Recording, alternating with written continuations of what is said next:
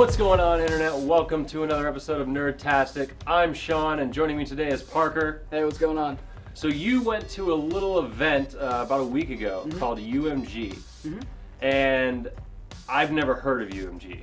I actually hadn't either until my friend told me about it. He's really into competitive, like multiplayer, like Black Ops, Halo. And whereabouts was this in the DFW Metroplex? This was at Great Wolf Lodge. I didn't actually know they had a conference center, but Friendly death machine spinning up.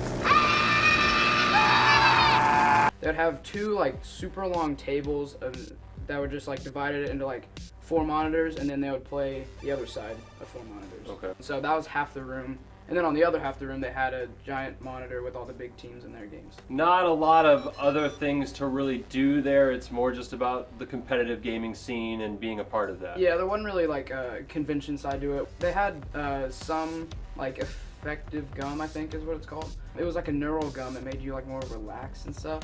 So they were handing out like free samples. I tried it, and you're supposed to chew it for 10 to 15 minutes and then spit it out. Really? What would happen if I chewed it for longer? I have no idea, but I didn't want to like this try sounds like the perfect ScrewAttack video. We just need to get a whole bunch of neural gum and just like get, I don't know, blitzed.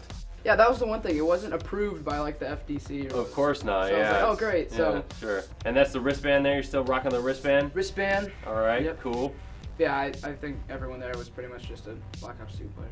Guy to girl ratio? No, there were, I mean, it was more guys. There were 2 to 3 girl teams, and then like 4 to 5 girl teams had at least 1 or 2 girls in them. Okay. Sometimes they were mixed.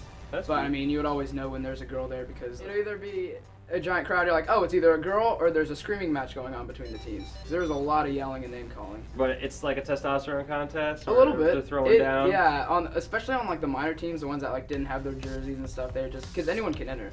This was like you pay $250 and your team of 4 can enter. For the whole weekend, it was just $20, which I found pretty good because I went all 3 days, and I just, you know, even if you're not playing, it's just fun to watch, especially because, you know, you'll be sitting down watching like the main stage of the big teams playing, and then you'll just hear yelling going on behind you, so you can get up and go see what that is, and then see how all the other teams are doing, and come back and still sit back in your seat. And What was the payout for it was I think the grand prize was $20,000.